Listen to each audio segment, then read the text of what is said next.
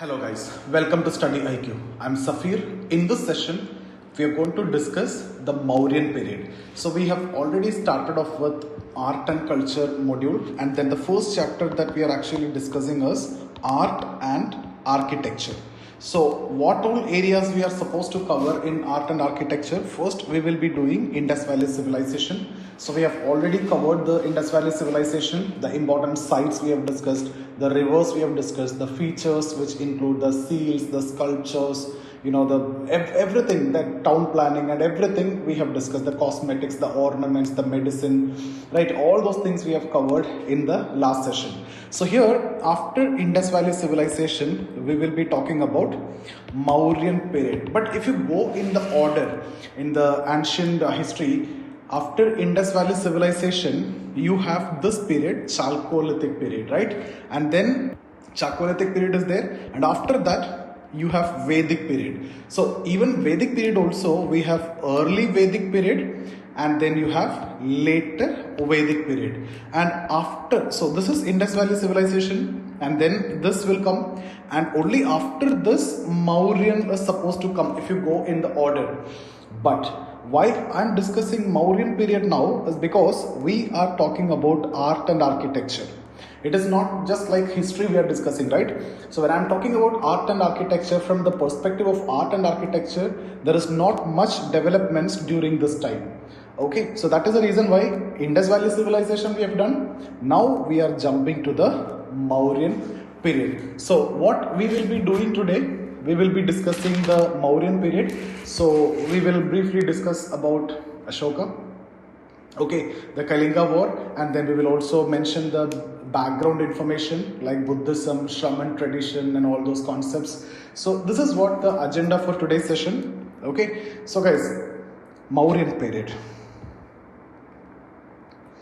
And a very important topic for prelims as well as mains directly they have asked question. Prelims, most of the questions that they used to ask us from Buddhism, and Buddhism we will be learning in different areas. We will discuss about Buddhism here in Mauryan period, and then later when we discuss about this chapter, religion, I'll discuss over there. And when we discuss about language, when we talk about Pali and all, then we will also discuss about Buddhism. So we will learn Buddhism in different areas, and different areas have different significance. So here, when we discuss about Mauryan period, guys, Ashoka was born 269 BC, and if you see birth of Buddha, that is the 6th century BC. So Ashoka, 3rd century BC, okay, it is coming reverse, okay, and Buddha, it is 6th century BC. That means 563 BC was the birth of Buddhas. Now during this time, if you see during Ashoka's time and all, there was a protest which was going on related to certain tradition, and the name of that tradition is actually Shraman Tradition. Okay, so the Shraman Tradition, the meaning is one who strive for labor. So Shraman Tradition, which is actually initiated by Kshatriyas, so it was initiated by Kshatriyas, and it is actually an anti-Vedic movement. So what all things are there? Now protest against what?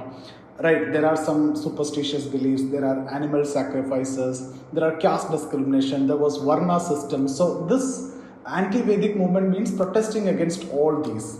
Okay, so let me brief it down here, let me write it down. So firstly, Varna System. Now you know Varna System or the caste system, that the Brahmin, Kshatriya, Vaishya, Shudra, and then the Avarnas. So these are Varnas, and then Avarnas who comes at the bottom. They are also known as untouchables, the Dalits. So the Brahmin, Kshatriya, Vaishya, Shudra, that division, that hierarchy, and there is a discrimination based on this.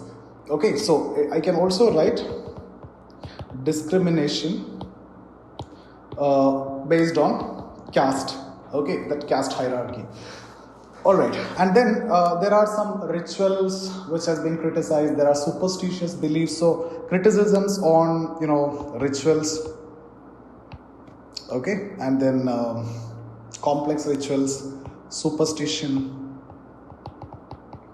and then poor condition of women and child. Poor condition of women and child. Even when I've discussed about Indus Valley civilization, I've told you that society was patriarchal in nature.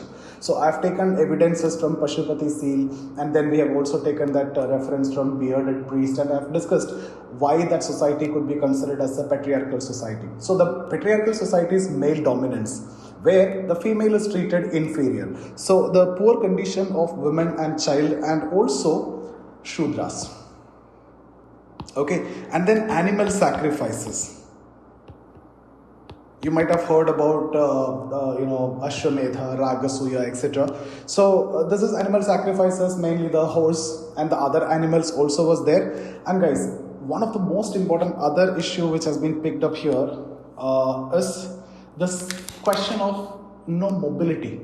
Okay, so absence of mobility in society.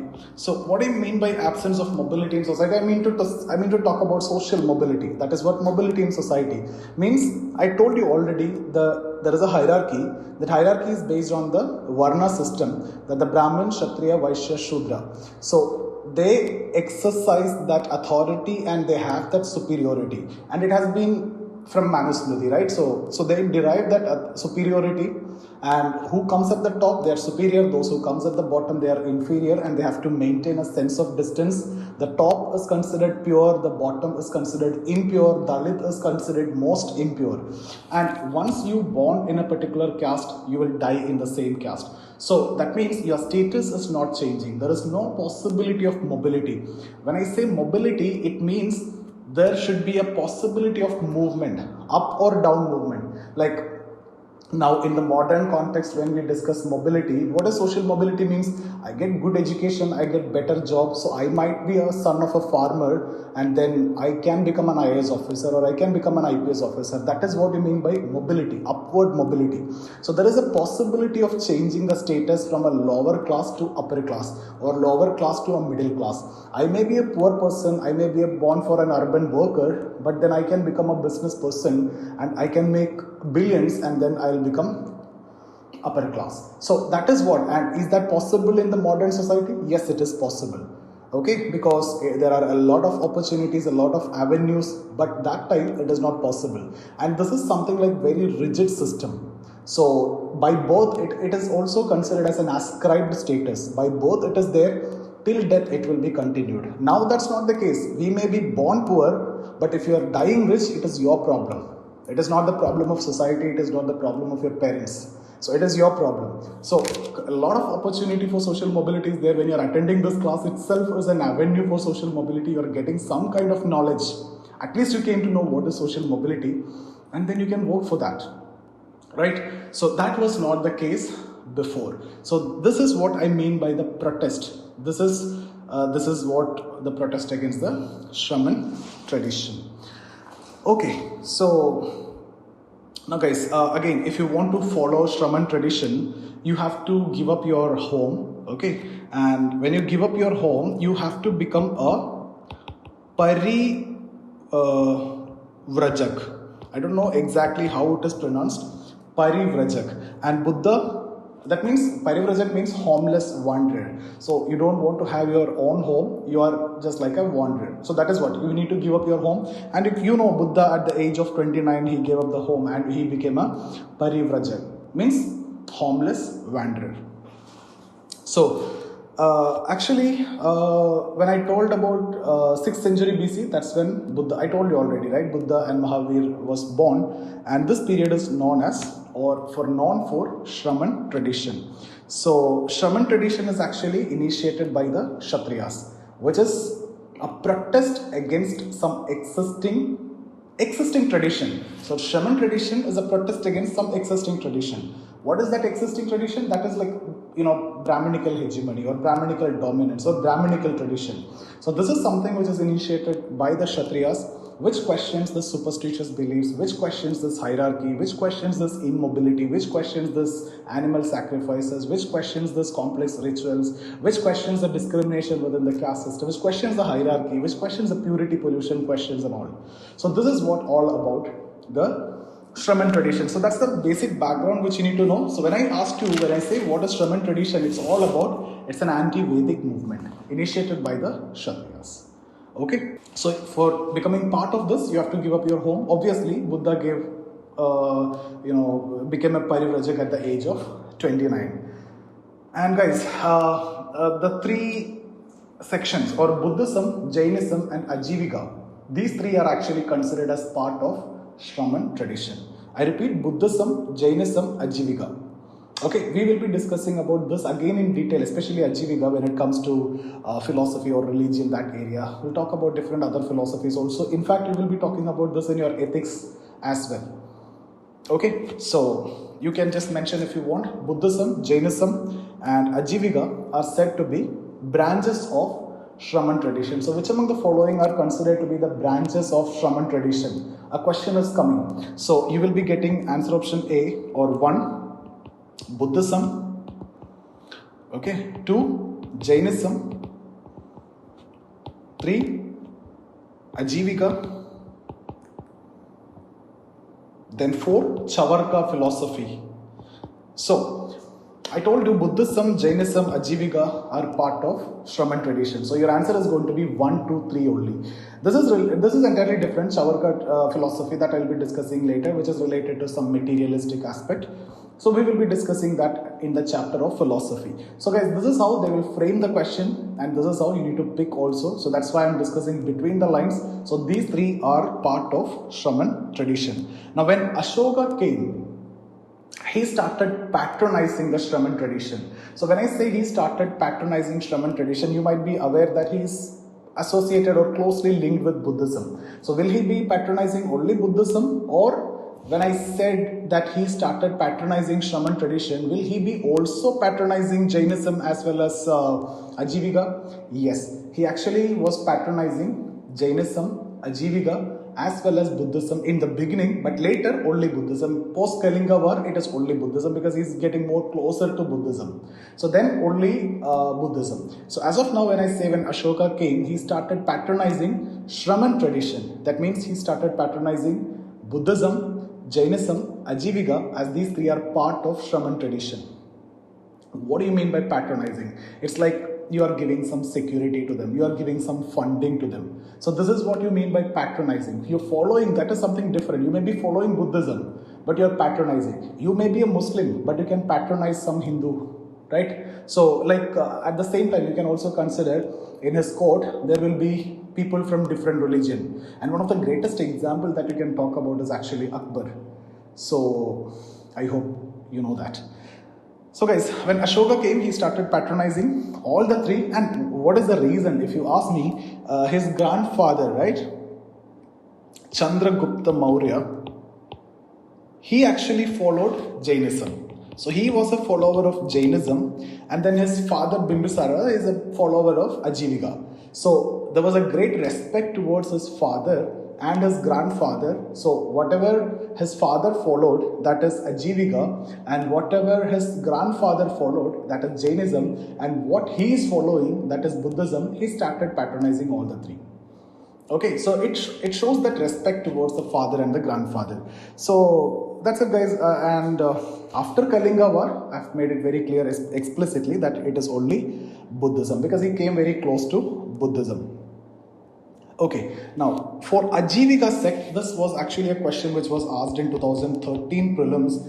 Ashoka made cave centers. So cave centers made for Ajivika, not for others, okay? And that's it guys, that's about the background information. Now let's come to the Mauryan period. So we will discuss in detail about this period, Mauryan period. What all things we need to discuss here? First, we will be starting with the pillars. What are the types of pillars, how it is made, what is the purpose of pillars. When we discuss about purpose, we'll discuss pre-Kalinga War, post-Kalinga War, how it has been changed, the purpose. And then we will also discuss this stupas, and then the caves, okay, and then the sculptures, and then we will also discuss about the pottery. So these are the things which are going to be discussed, and in this session we will be focusing on this one, that is the pillars. So let's look into the features of the pillars first, and then we will look into the purpose of the pillars. So purpose, again, I'll be discussing before Kalinga War or pre-Kalinga War and then post-Kalinga War. You can see there is a huge difference which is going to come in the use of or the purpose of these pillars. Okay, so let's start with the features, how it has been made and all those things we can discuss now. The features. Guys, it's like this. There is a I may not be able to draw it properly. You can even refer to the internet for the better visual experience of this. So it's something like this. There will be a base. So this is your base, and then there will be a shaft. Okay, and top there will be like this is a capital. So something like this. Okay, and then there will be a abacus, a circle like this, and inside that, this is what the Ashok Chakra. So this is the capital, and this is what abacus, and then here you will be having a something like this, crowning animal. Guys, what you can do is you can look into internet or the textbook that you have, so that you will get a better visual experience of this. I am not able to, especially because of this pen, I cannot draw it properly because I won't get these lines properly. But anyway, I hope things are clear. What all things is there in this is what you need to know. There is a base, there is a shaft, and there is a Ashoka Chakra, there is a capital, abacus, and there is a crowning animal. And different pillars you will see, there can be lion as the crowning animal, there can be bull as the crowning animal. Okay, we will be discussing that as well in the coming minutes. So this is what, but again, so this is happening here, and at the same point of time in Iran, or this one, it is known as Achaemenia. Actually, Iran only. Achaemenia. This is another kingdom, and apart from Maurya kingdom, this is where pillars were also made. So that means we have Maurya pillars, and then we have Achaemenia pillars. So what we need to know now is the difference between these two. So how this has been constructed and how that has been constructed, what are the features, which one is superior. So what is Mauryan pillar, what is Achaemenia pillar is what we need to discuss now. So if you see quickly, the difference is mainly this one. So this is actually, the Mauryan pillars are actually made with the single stone. Okay, that is monolithic. You guys, it's like this, one rock will be cut and on that the stones will be made and it will be very strong and all those things. Okay, but this will be made with multiple stones, that mean pieces of stones, and finally it will be joined. So that is how this Achaemenia pillar is actually constructed. So coming to the quality or the strength and all, the Mauryan pillar is far more superior to the Achaemenia pillar.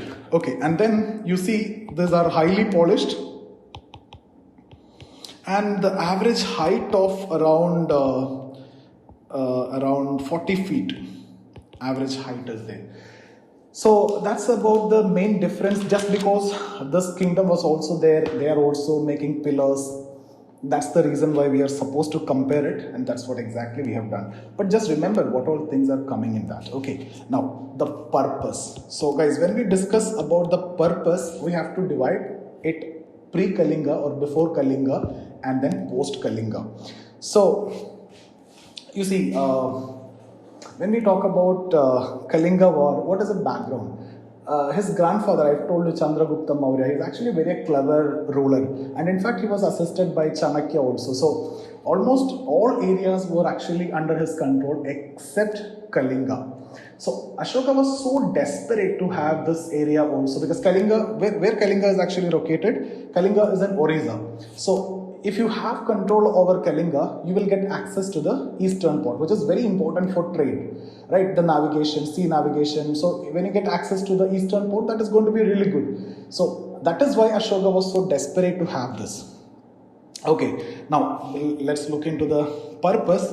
So pre-Kalinga, he used to follow a policy of military conquest. You can write it in your own words. I will not be able to dictate it. So he used to follow the policy of military conquest. That means it's like this only. You will be winning a territory, and to commemorate that victory, you'll commemorate that victory. Means you will make some pillars to commemorate that victory. That means it's a kind of memento which has been made for that victory. So it is the pillar. So what is the purpose of the pillar? You win a territory, then you will construct a pillar to commemorate that victory. Okay, and then secondly, it also served as imperial sermons and commands. So if Ashoka is sitting in one area, in the other area where it is coming under his control, through these pillars, he can give his sermons and commands. Okay, so this is the two purpose when I talk about before Kalinga.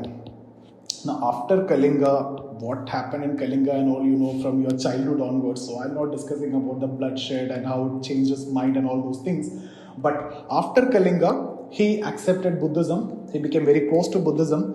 And then he adopted cultural conquest policy. So military conquest policy. Now post Kalinga, he accepted the cultural conquest policy. So what he do is, he will celebrate the life events of Buddha through the pillars. So what is the purpose of pillars now? Post Kalinga War, one of the purposes is to celebrate the major life events of Buddha. Okay, so to celebrate the life events of Buddha through pillars, and also to spread the doctrine of Buddhism. To spread the, what do you mean by that? Doctrine of Buddhism means Dhamma. Okay, doctrine of Buddhism. You can write in bracket Dhamma. Now for example, let's talk about few pillars. Example, this one I'll be writing here. One famous example, Sarnath Pillar, right? Actually, after attaining Nirvana, Buddha came here to Sarnath. So Sarnath Pillar in near to Varanasi in UP actually. So this is the first sermon of Buddha. Okay, so Sarnath Pillar. And what is the crowning animal in this? Lion. They can ask you that also. Sarnath Pillar, that's where Buddha came after attaining Nirvana. And first sermon of Buddha. Okay. And the crowning animal is lion. Second one I can talk about is Pillar Maurya Nandangad. Guys, the pronunciation, I'm not a history student actually, so don't mind about the pronunciation.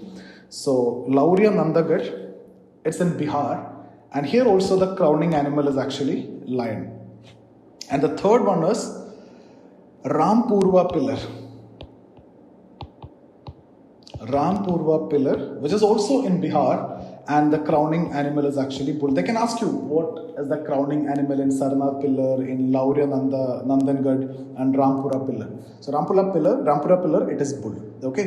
So Sarnath Pillar, what is the significance of this? This marked the event of Dharma Chakra Parivartan. Okay. So this marked the event of Dharma Chakra Parivartan, which means turning the wheel of religion. So that's the first sermon of Buddha. So just write this also. The Sarnath Pillar marked the event of Dharma Chakra Parivartan, which means the turning the wheel of religion. So guys, this pillar of Maurya Nandangad, Rampura Pillar, Rampurva. Okay, so the crowning animals you try to remember. So these are what I want to discuss mainly. And this cultural conquest policy, that is post Kalinga War. So the purpose is very clear, to celebrate the life events of Buddha through the pillars and to spread the doctrine of Buddhism, Dhamma. And then purpose before Kalinga War, military conquest. You capture a territory and commemorate that by making a pillar. It's like a memento. And then served as the imperial sermons and commands as well. And just remember this also, the pillar, when you talk about architecture, is very important. So there is a base and there is a shaft, this Ashok Chakra, capital, abacus, and the crowning animal. Okay, and you can also compare it with Achaemenea pillar and Mauryan pillar. They can ask you a question. So the main difference is Achaemenea, multiple stones. This one, single rock is cut, single piece. Apart from that, yeah, that's it guys. I hope you understood whatever we have discussed. Thank you so much for watching guys. In case if you like the video, give me a thumbs up and see you in the next session. Thank you so much.